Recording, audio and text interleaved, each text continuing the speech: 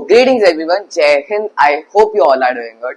तो मेरा नाम यशवर्धन सिंह है और मैं 2019 से UPSC civil services examinations, NDA और सीडीएस के स्टूडेंट्स को, एस्पिरेंट्स को हिस्ट्री, पॉलिटी, इंटरनेशनल रिलेशंस और ज्योग्राफी पढ़ा रहा हूँ। आज इस महीने का अगस्त 2024 का one of the most important current affair जो कि है कुर्स्क इंकर्जन या फिर कुर्स्क का इन्वेजन, वो कवर करने जा रहा हूँ मैं। आज यहाँ पे आप जैसे कि देख सकते हैं, ये यूक्रेन का मैप है। आपको यहाँ पे क्रीमिया दिख रहा होगा, जापोरिजिया है, डोनेट्स्क है, लुहांस्क है। तो ये है यूक्रेन का मैप। ऊपर बेलारूस है, उधर रशिया है। इतना तो हम सबको मालूम है।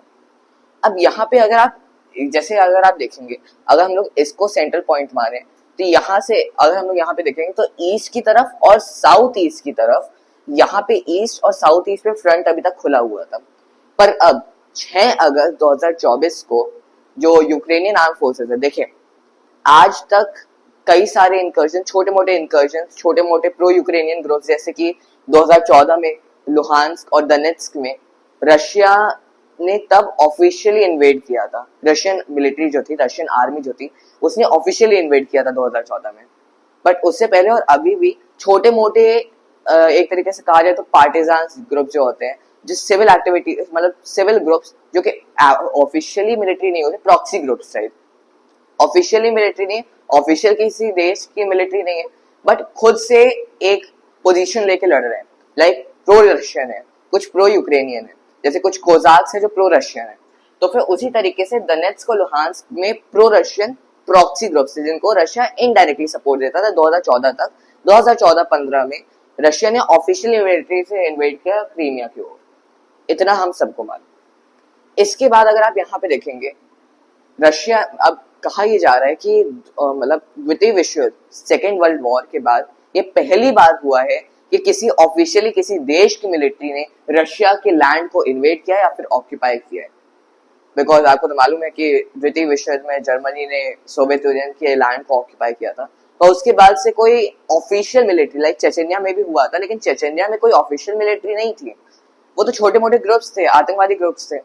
यहाँ पे क्या है, यहाँ पे भी बहुत लंबे समय से यूक्रेन के जो प्रॉक्सी ग्रुप्स हैं, छोटे मोटे, जिनको हम लोग मिलिटेंट ऑर्गेनाइजेशन कहते हैं, जैसे कश्मीर में टेररिस्ट ऑर्गेनाइजेशन है, लश्कर है, एलईटी है, लश्कर तैयबा, जैश जैसे ग्रुप्स जो हैं, वो ऑफिशियली पाकिस्तान की मिलिट्री नहीं है, बट पाकिस्तानी मिलिट्री आईएसआई वगैरह जो है, वो उनको एड देती है, उनको सप्लाई देती है, उनको सपोर्ट करती है। उसी तरीके से Ukrainian arm forces, AUF, arm forces of Ukraine, बहुत लंबे समय से सप्लाई करते हुए आए थे, सपोर्ट करते हुए आए थे रशिया में इंकर्जन्स को, प्रो यूक्रेनियन ग्रुप्स के इंकर्जन्स को।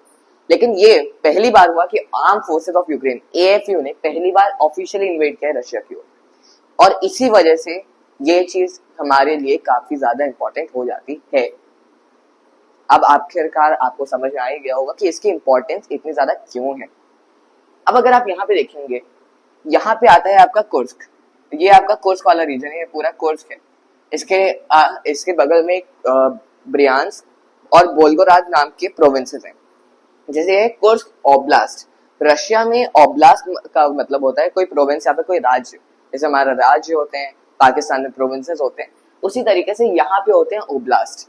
तो कुर्स्क ओब्लास्ट, ब्रियांस्क ओब्लास्ट और वोल्गोराद ओब्लास्ट जो इसके आसपास है, इन सब में ऑफिशियल इमरजेंसी डिक्लेयर कर दी गई थी। बिकॉज ऑब्वियसली बात है, वॉर के टाइम पे इमरजेंसी तो डिक्लेयर की ही जाती है। फिर अब ये कहा यह जा रहा था कि जो इंटेलिजेंस सोर्सेज हैं, उन लोगों ने पहले ही रशिया के मिलिट्री चीफ जो है, उनको ये बता दिया था कि पिछले 2 हफ्ते पहले बता दिया था कि जो यूक्रेन के आर्म फोर्सेस हैं, वो यहाँ वाले रीजन में, नॉर्थ और नॉर्थ ईस्ट में इकट्ठा हो रहे हैं।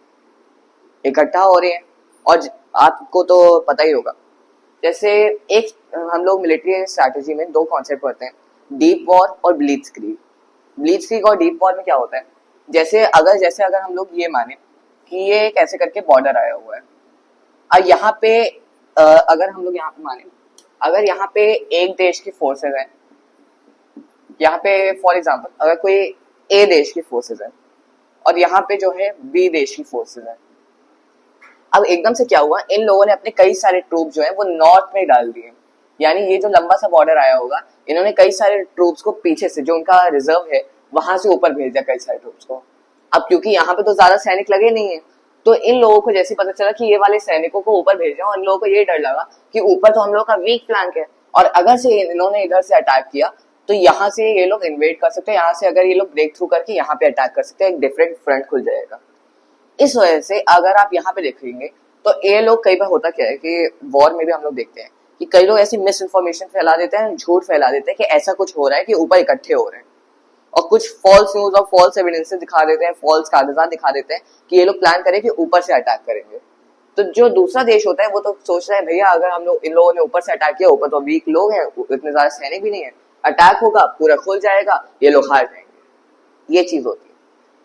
होता क्या है कि जब ऊपर झूठी खबर जो होती है तो ये लोग अपने कई सारे सैनिकों को ऊपर भेज देते हैं।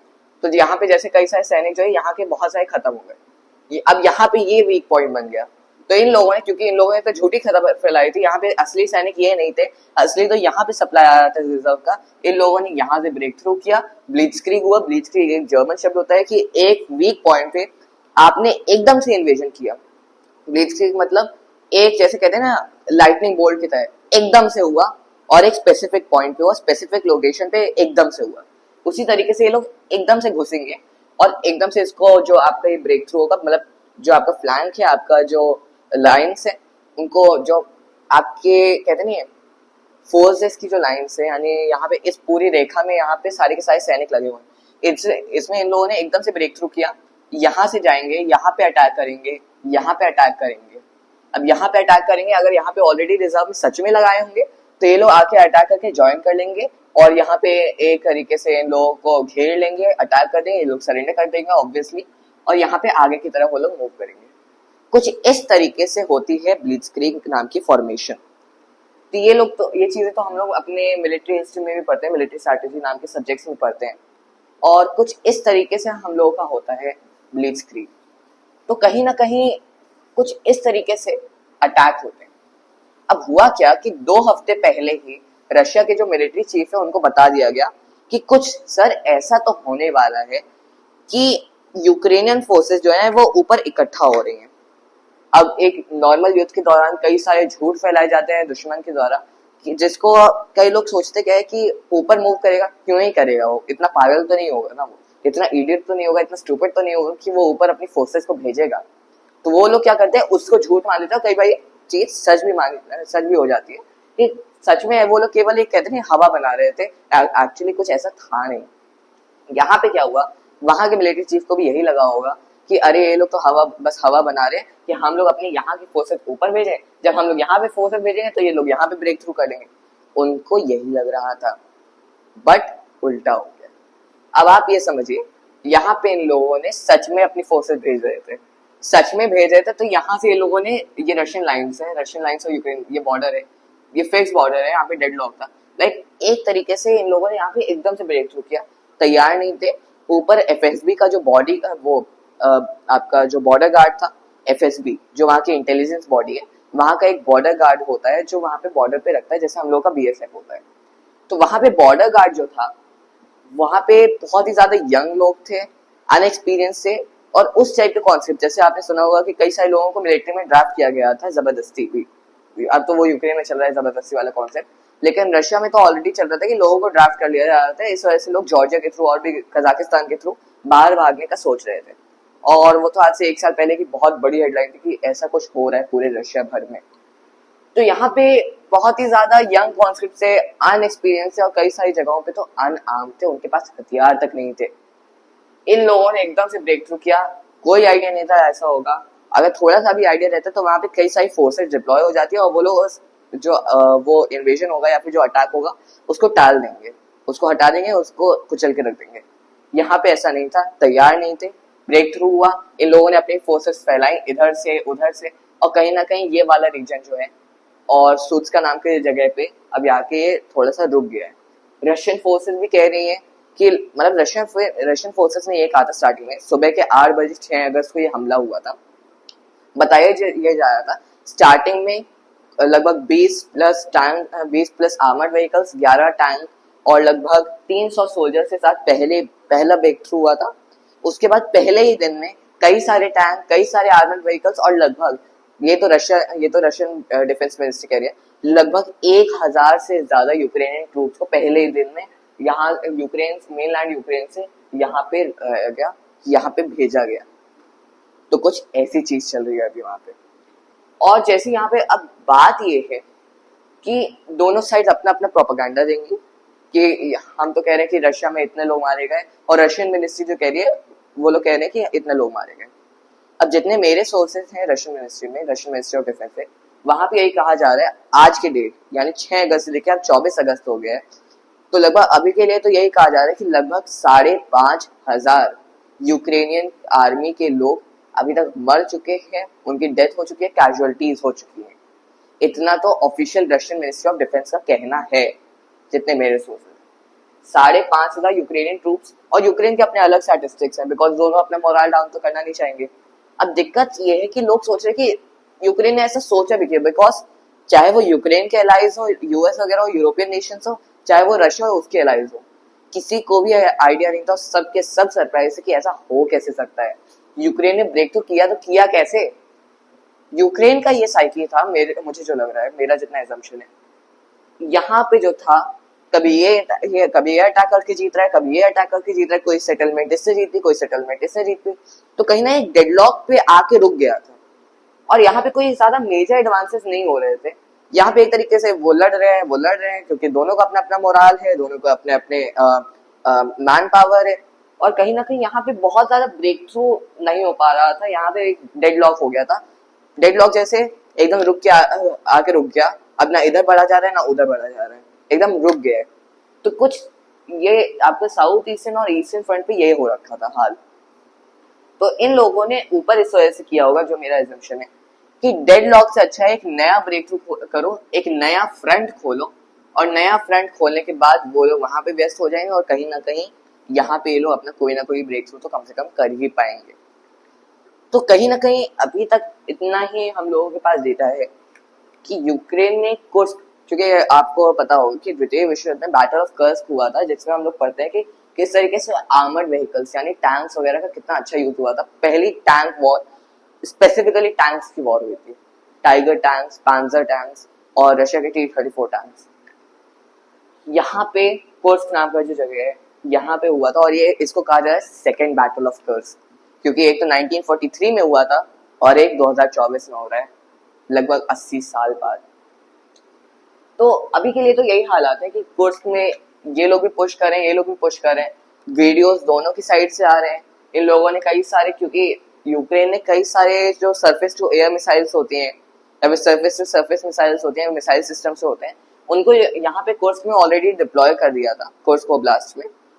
लेकिन दिक्कत ये थी कि इन लोगों ने डिप्लॉय तो कर दिया, लेकिन रशिया ने भी अपने ड्रोन्स का यूज किया और अपने एयरक्राफ्ट का यूज किया और अपनी वॉर मशीन का यूज किया उनको हटाने के लिए। तो अभी के लिए तो कई सारे missile system, surface to air missile systems हैं, उनको बताया जा रहा है कि दोनों साइड्स में दिक्कतें आई हैं और दोनों साइड में डिस्ट्रॉय हुए हैं, और दोनों साइड में कहीं ना कहीं बहुत ज्यादा कैजुअलिटीज नापी जा रही हैं। यूक्रेन ने एक्सपीरियंस और प्लान अपना ऑपरेशन किया था, रशिया सरप्राइज हो गया था, इवन पुतिन तक को नहीं इन्फॉर्म किया गया था कि ऐसा कुछ होने वाला है या फिर ऐसे कुछ होने की आशंका है। तो ये कहीं ना कहीं एक चेंज है, लेकिन मुझे नहीं लगता कि ये लोग ज्यादा पुश थ्रू कर पाएंगे, बिकॉज रशिया भी एडिक्वेटली इसका रिस्पॉन्स दे रहा है, अपने ड्रोन भेज रहे, अपने रिजर्व को, जो एक्चुअली ये भी कहा जा रहा था कि कई सारे जो हेल्थ, जिन लोगों की हेल्थ खराब थी यूक्रेन में लड़ते समय, इस वाले फ्रंट में जिन लोगों की हेल्थ खराब थी या फिर जिन लोगों की तबियत खराब हो गई थी, उनको ऊपर रशिया की पुरानी राजधानी सेंट पीटर्सबर्ग में भेजा गया था, बीमार लोगों को। और उन बीमार लोगों को अब कुर्स्क में भेज दिया गया कि तुम लोग जाके आप वहां लड़ो। तो एक थोड़ा सा कंफ्यूजिंग मैटर, इस वजह से ये भी आ रहा था कि कई सारी रशियन मदर्स ने, जिन लोगों के बच्चे अभी वापस भेजे गए हैं कुर्स्क में, उन लोगों ने कई सारी पिटिशंस भी साइन किए हैं कि उन लोगों को वापस बुलाया जाओ, उन लोगों को जस्टिस मिले, वो लोग अपने घर तक पहुंचे। तो अभी के लिए तो कुछ ऐसे हालात हैं, अभी भी यहाँ पे भी डेडलॉक आ गया, और कहीं ना कहीं टू सम एक्सटेंट यहाँ पे भी डेडलॉक आ गया। तो सिचुएशन अब थोड़ी रुक सी गई है, दोनों अपने एडवांसेस करें। रशिया तो कह रहा है कि यूक्रेन ने लगभग 1000 स्क्वायर किलोमीटर का अभी तक फासला तय कर लिया है, और लगभग 24 किलोमीटर अंदर तक घुस आया है यूक्रेन रशियन बॉर्डर के अंदर। तो कहीं ना कहीं ये भी हम लोग का, क्योंकि रशिया ने पहले कहा था कि ये अगर यूक्रेन जो है वॉर को अगर एस्केलेट करेगा तो कहीं ना कहीं ये अच्छा नहीं होगा, वर्ल्ड वॉर 3 की ओर भी ले जा सकता है। तो ये साल तो मुझे लग रहा है कि बहुत ही ज्यादा वॉर हिस्ट्री में एक बहुत ही स्पेशल साल के रूप में लिखा जाएगा, 2023 और 2024, इवन 2022 भी, बिकॉज एक तरफ इसराइल पैलेस्टाइन वाला इशू चल रहा है, गाजा वाला इशू, और एक तरफ ये वाला इशू चल रहा है। तो इक्वली तो दोनों साइड अपना एडवांसेस कर रही है, नीचे भी एडवांसेस कर रही है, ऊपर भी एडवांसेस कर रही है। नया फ्रंट खुला है, मुझे नहीं लगता कि इसका ज्यादा इफेक्ट पड़ेगा। आर्म फोर्सेस ऑफ यूक्रेन ने पहला अटैक किया है, और मुझे लगता है रशिया जो है वो कोई ना कोई जवाब तो देगा ही, बिकॉज रशिया के जो मिनिस्ट्री ऑफ डिफेंस के अंदर जो ऑफिशियल्स हैं वो लोग तो यही कह रहे हैं कि हम इसका बदला लेंगे और कोई ना कोई बड़ा काउंटर अटैक प्लान कर रहे हैं। तो आने वाले समय में सितंबर अक्टूबर में हो सकता है कोई बहुत बड़ी चीज हो। तो अभी के लिए तो इतना ही है। कोर्स में युद्ध चल रहा है, सुल्स्का नाम के टाउन जो है वहां पे वीडियोस भी आ रहे हैं किस तरीके से यूक्रेनियन सोल्जर्स जो है वो सुपरमार्केट्स में लूटपाट कर रहे हैं। वो वाले वीडियोस भी आ रहे थे, और कई सारे वीडियोस भी आ रहे थे, मैं यूट्यूब पे दिखा नहीं सकता हूँ वाले वीडियोस, जिसमें दिखाया जा रहा है किस तरीके से यूक्रेनियन सोल्जर्स मारे जा चुके हैं और उनकी डेड बॉडीज पड़ी हुई है। तो फिर साइड्स तो दोनों कह रहे हैं कि उनको घाटा हुआ है, उनको घाटा हुआ है, उनको लॉस हुआ है, उनको लॉस हुआ है, उनकी कैजुअलिटीज हुई हैं, उनकी कैजुअलिटीज हुई हैं। पर अभी तक एक ऑफिशियल प्रूवन और एविडेंस के साथ हम लोग के पास एविडेंस नहीं आया है कि किसके पास कितना नुकसान हुआ है, क्योंकि दोनों साइड ऑब्वियसली नहीं कहेंगी अपना ऑफिशियल डेटा। तो अभी के लिए तो यही है। अभी दोनों साइड में डेडलॉक आ गए, ऊपर भी डेडलॉक है, नीचे भी डेडलॉक है। वीडियोस लगातार आ रहे हैं जिस तरीके से रशिया जो है वो ड्रोन्स यूज कर रहा है। अभी तक यूक्रेन के वीडियोस आते थे कि यूक्रेन रशिया के खिलाफ ड्रोन्स यूज कर रहा था, एफपीवी ड्रोन्स। अब रशिया के वीडियोस आ रहे हैं कि उन लोगों ने, रशियन आर्म फोर्सेस ने किस तरीके से कुर्स्क में यूक्रेनियन आर्म फोर्सेस के कॉन्वॉय जो ट्रक्स वगैरह का काफिला चलता है एयर डिफेंस सिस्टम से, उनके खिलाफ किस तरीके से ड्रोन्स यूज किए। तो ये तो देखने लायक चीज है। और आगे भी अगर कोई अपडेट आएगा बहुत बड़ा, क्योंकि मेरे हिसाब से मेरा जो अभी एजम्पशन है सितंबर अक्टूबर नवंबर, इवन जनवरी फरवरी तक कुछ बड़ा होगा इस युद्ध में। और कहीं ना कहीं हो सकता है कि रशिया फिर से अपना नॉर्दर्न फ्रंट खोले, जैसे उसने फरवरी 2022 में किया था, फरवरी मार्च 2022। वो लोगों ने जैसे स्टार्टिंग में बेलारूस की तरफ से भी अपना कीव के आउटस्कर्ट्स में भेज दिए थे ट्रूप्स। तो कहीं ना कहीं हो सकता है कि वैसी स्थिति मेंटेन हो या फिर ऐसी स्थिति वापस बने। पर मुझे नहीं लगता कि अभी के लिए ज्यादा चांसेस है उसके होने के। कुछ महीने लगेंगे, 2-3 महीने में कुछ ना कुछ बड़ा हो सकता है। अभी के लिए कुर्स्क इंकर्जन है, कुर्स्क इन्वेजन है, जो सेकेंड बैटल ऑफ कर्स्क है वो चल रही है। आगे कोई भी अपडेट आएगा तो फिर से मिलेंगे। Thank you so much. जय हिंद।